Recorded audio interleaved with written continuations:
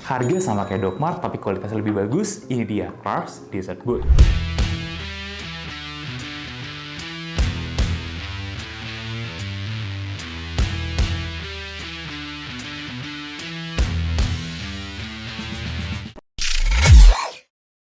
Halo guys, Dimas di sini dan kali ini gue mau bedah-bedah sepatu hasil sumbangan lagi ya. Jadi kakaknya yang sumbang sepatu ini udah lama ceritanya nggak pakai sepatunya dan buat dia ini sepatu udah rusak.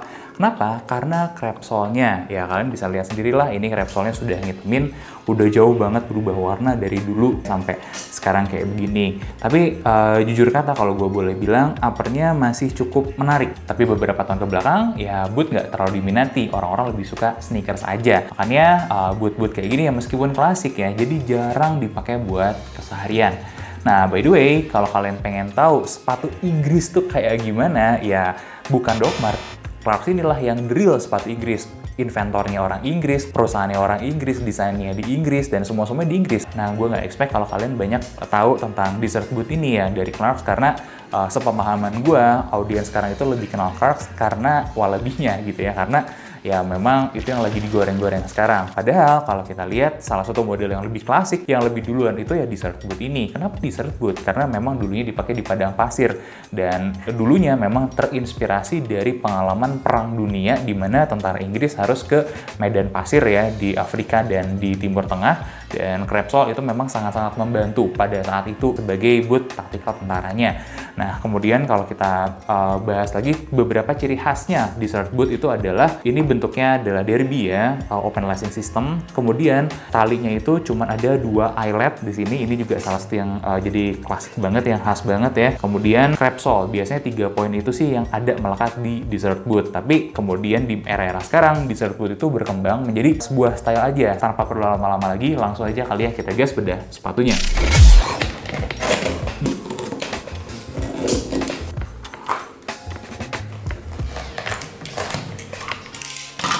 Ini dia Clarks Desert Boot.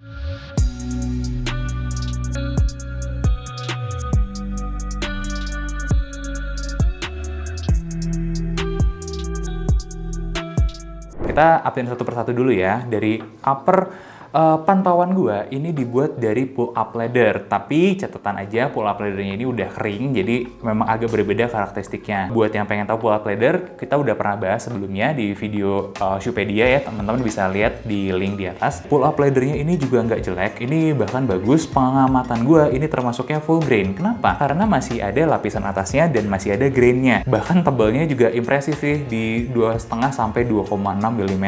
Ini standar yang cukup tebal buat upper, tapi mengingat ini Clarks, gue nggak kaget.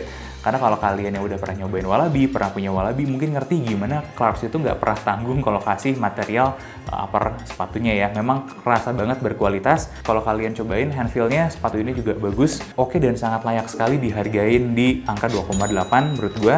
Ini juga nggak ada lapisan sintetis apapun or whatsoever, tuh nggak ada. Ini bener-bener murni cuman finishing biasa aja ya, disamak gitu. Dan kayak kalian lihat, tes bakar kita pun tidak menghasilkan yang gimana signifikan. Oke, ada yang kebakar hitam-hitam, itu adalah finishingnya. Tapi kalau kita gosok lagi, ya bagian itunya juga udah hilang ya, nggak terlalu masalah. Menurut gue, ini uppernya cukup bagus. Detail-detailnya, stitch-nya sangat rapi sekali.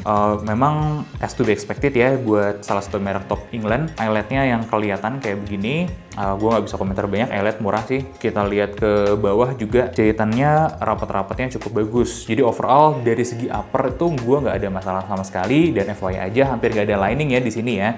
Yang ada itu apa? Yang ada itu adalah material buat ngerasinnya. Kayak kalian bisa lihat di bagian depan ini ada material fabric yang kayak gini ya, yang dipakai buat ngerasin bagian toe areanya. Kemudian bagian belakang lebih ke arah yang cardboard, ditempel suede sih bagian sininya ya buat heel counternya. Ini juga bagus ya, nggak ada masalah sih.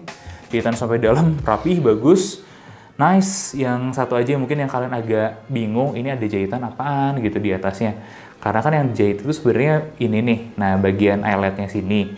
Eyeletnya ini berakhir cuman sekitaran di sini, tapi masih dijahit panjang gitu sampai belakang. Buat apa? Buat ornamen aja, nggak ada yang spesial banget di situ. Kemudian insole ini juga material leather. Bagian paling atas diambil dengan sedikit grain, makanya kurang lebih tebelnya cuman segini. Ini tipis banget. Kemudian ditempel ke fabric ya, ke kain katun di sini. Ya kalau dibakar jadi mengkerut kayak gini wajar sih. Ini kulit yang udah sangat tipis sekali, tipis banget. Makanya ya jadinya kayak begini. Tapi ini kalau pengamatan gue kulit asli. Kenapa? Karena pas gue cek memang kelihatan ada grain di sana. Secara upper bahannya eksepsional, gue pede buat ngasih di angka 8,5 buat kualitas upper keseluruhan. Bagus sekali.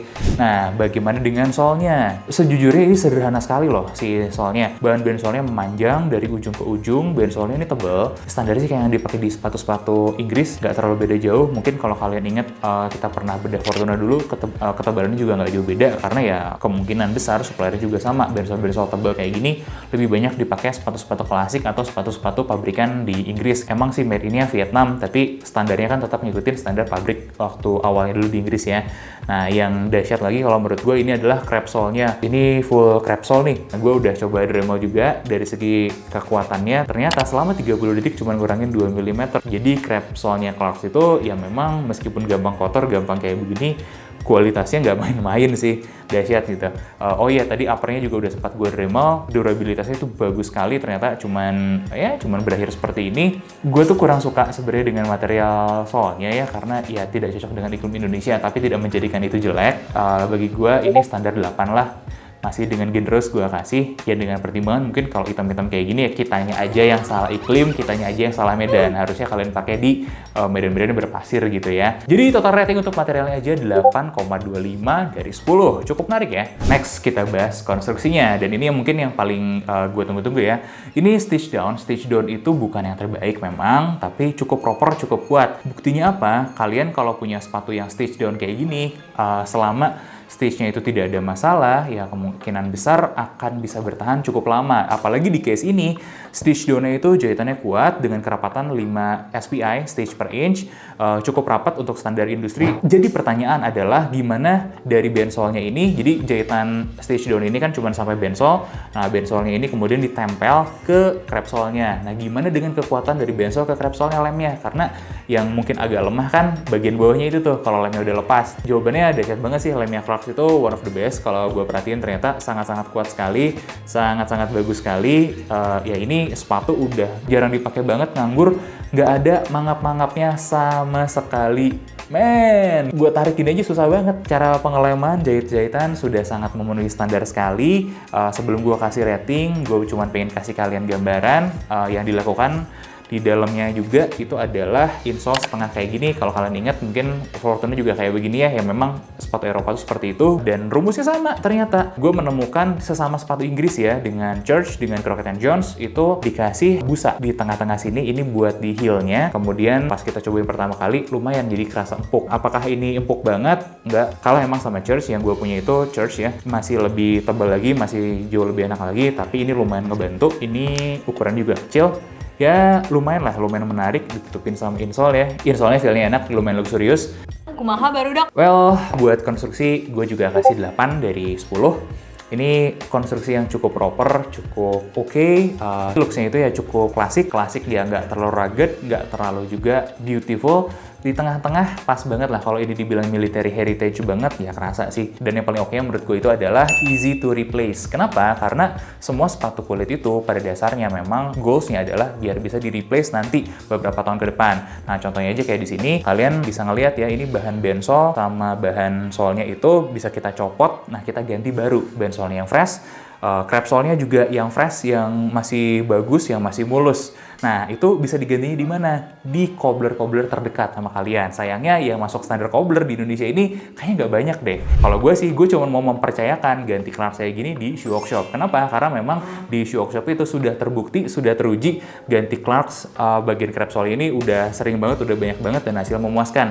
Minimal bisa ngejar kualitas dan ketebalan si crep sole-nya. Kemudian juga jahitannya bisa dilakukan dengan standar yang sama. Kemudian juga bahan bensolnya juga bisa dipilih yang ketebalannya sama. Why? Karena ya shoe workshop sendiri mengerti Clarks, terutama material-materialnya, standar produksinya seperti apa, karena memang mereka mempelajari itu semua sampai punya manual booknya. Jadi gue pede lah untuk mempercayakan reparasi ini ke shoe workshop, dan sepatu ini tuh sebenarnya masih sangat bisa banget untuk direparasi ya. Sayang aja memang kemudian disumbangkan gitu ya. Nggak apa-apa lah ya, mudah-mudahan ini jadi amal jariah yang bermanfaat buat kalian yang nontonnya, jadi bisa dapat ilmu baru. Nah, yang ketiga, last and shape-nya ya. Nah, lastnya ini cukup klasik dan ngebulet. Bang Ben, lu kan doyannya yang bulet-bulet kayak gini nih. Nah, gimana? Udah cocok belum buat standar lo? By the way, kalau buat gue ya, yang ngebulet kayak gini, tapi kesannya itu klasiknya dapat, nggak bulky, ya itu punyanya Clarks ini. Karena kalau Doc Mart itu kan gede banget ya, jadinya nggak gede banget. Sedangkan kalau punya Clarks ini, lastnya itu tuh nggak jadi kayak badut. Gede, lebar, tapi masih kayak punya sedikit taste gitu. Jadi nggak terlalu ngebadut banget siluet sepatunya. Nah, itu yang gue suka. Bahkan gue pun yang bukan penggemar sepatu bulky gitu ya, gede-gede, gue masih jatuh hati dengan last yang ini ya, dan shape yang dibikin sama Clarks di Desert Boot ini. Ngomong-ngomong buat kaki kalian, kalau kaki kalian lebar, ini sangat terakomodasi sekali karena Clarks itu weight-nya cukup lebar dengan angka segini ya. Dan biasanya kalau kita pakai Clarks itu kita akan turun 1 atau setengah size dari kita umumnya. Kenapa ya? Karena kelasnya yang sangat generous ini, kita punya space cukup banyak di sepatu ini. Ya, gue aja yang biasa pakai 46, bisa turun jadi 45 di Clarks. Full 1 size loh turunnya. Jadi salah satu sepatu yang memang gue sarankan lah buat kalian yang punya kaki lebar, kemudian punggung kaki tinggi, kalian main-main aja ke Clarks karena sangat bisa terakomodir sekali kebutuhan kalian di sini. Karena ini standar-standar Inggris yang klasik tapi bukan classy gitu ya, bukan ratio banget. Ini menurut gue masih sangat masuk, bahkan cukup bagus. Gue kasih 8 sih buat ininya ya, buat last dan shape-nya. Terakhir, kenyamanan. Kenyamanan dengan fit-nya cukup lebar, cukup generous, ini kenyamanannya akan jadi sangat baik sekali. Tapi nggak berarti kenyamanannya sempurna, karena kalau kalian lihat di sini nggak ada sengsnya. Jadi feel pakainya itu memang keras, tapi bisa bikin bagian sininya collapse ya. Arknya bisa collapse, dan ini sakit guys.